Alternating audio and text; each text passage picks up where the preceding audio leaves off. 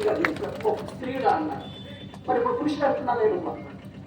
Sir నేను భగవాన్ కాసాను, మరి ఎవరు నువ్వు అన్నాడు. నాకు తెలియదు సార్. నేను ఇంతవరకు ఈ శరీరము మగవాడు అనుకునేవాడిని, ఆ రెండు కాదు మీ ద్వారా తెలిసింది. మీరే చెప్పాను నేను ఎవరు. నువ్వు ఆత్మ స్వరూపాన్ని అన్నాడు. నాకు అంతవరకు తెలియదు నేను ఆత్మ. నాకు గురుగారు పరిచయం ఏంటంటే తెలిసింది. మన అంతకుముందు పూజలకు వెళ్ళా, భజనలకు వెళ్ళా, వాళ్ళకి వ్రతాలకు వెళ్ళా, ఎవరు చెప్పాలి నాకు నేను ఆత్మని. రమణ మహర్షి కూడా ఎవరైనా వెళ్తే నువ్వెవరో తెలుసుకో, నువ్వెవరో తెలుసుకొని చెప్పేవాడు. ఫస్ట్ మనం తెలుసుకోవాలి మనం ఆత్మని. ఆత్మ కోరుకునేదే ఆత్మానందం, ఆత్మ కోరుకునేదే ఆత్మజ్ఞానం. దానికి ఇష్టం అదే. కనుక నేను వీలైనంత ఆత్మానందంలో ఉండాలి, వీలైనంత ఆత్మజ్ఞానాన్ని తెలుసుకుంటూ ఉండాలి. ఈ పని చేయని చెప్పి ఆదిపరాశక్తి నాకు థ్యాంక్స్ చెప్పాను. ఆదిపరాశక్తి ఇంకో దేవాలయం చెప్తే రాజమండ్రి లలిత, అక్కడ దేవాలయంలో ఆమె పేరు అది ఒకటి చెప్పి ముగిస్తాను.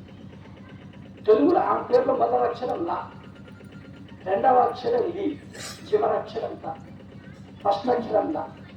లక్ష్యాన్ని నువ్వు నిర్దేశించుకొని ఆ లక్ష్య సాధన కోసం ఎప్పుడు పనిచేస్తుందో చెప్పింది. నేను ఒక లక్ష్యం పెట్టుకోవాలంటే ప్రాపంచికం కావచ్చు, ఆధ్యాత్మికం కావచ్చు, నా ఇష్టం. కొంతమంది ప్రాపంచికం ఇష్టం. నేను భారతదేశంలో పెద్ద కోటీశ్వరుడిగా ఉండాలి, ముఖ్య సంబంధం పెట్టుకున్నాను. నేను పెద్ద కోటీశ్వరుడిగా ఉండాలి. అయ్యా మా నాన్న ఎవరు?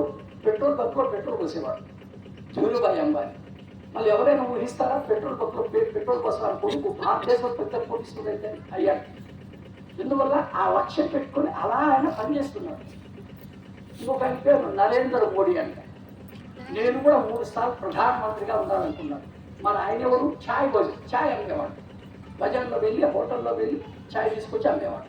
మళ్ళీ ఎవరైనా ఛాయ్ అమ్మేవాడు ప్రధానమంత్రి అవుతాడు ఊహించారా? ఒకేసారి 3 సార్లు అయింది భారతదేశంలో. అతను ఒక్కడే, ఎవరు లేని ఇంతవరకు కంటిన్యూ అవుతుంది. అది నరేంద్ర మోడీ గొప్పతనం. ఇంకొక ఎవరు? సుభాష్ పత్రుడు. ఎప్పుడైనా పేరు విన్నారా? సుభాష్ పత్రుడిని ఆయన కూడా పెట్టుకున్నాడు. ఏమని? మొత్తం ఈ భూమి మీద ఉన్న వాళ్ళంతా ధ్యానం చేయాలి. అందుకే ఆయన గ్రామాలు, పట్టణాలు, నగరాలు వెళ్ళి అందరికీ ధ్యానం చేయించి 1 కోట్ల మంది ధ్యానం తీసుకొచ్చారు. అది ఆయన పత్రికగా రాశారు. నేను ప్రాపంచిక లక్ష్యం పెట్టుకోను, ఆధ్యాత్మిక లక్ష్యం పెట్టుకోను. భూమి మీద పుట్టి వేస్ట్, నీ జన్మ వేస్ట్, ఏం ప్రయోజనం లేదు అని చెప్తాను.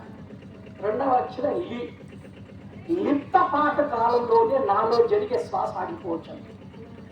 లిప్త పాట కాలం అంటే కంటి రెప్ప మూసి తెచ్చే సమయాన్నే లిప్త పాట కాలం అంటారు. ఈ కంటి రెప్ప మూసి తెచ్చే లోపల నాలో జరిగే శ్వాస ఆగిపోవచ్చు. నేను ఒక ఊరికి వెళ్ళాను నిజామాబాద్ జిల్లాలో. ధ్యానం చేయమంటే ఆయన ఏమన్నాడు తెలుసా?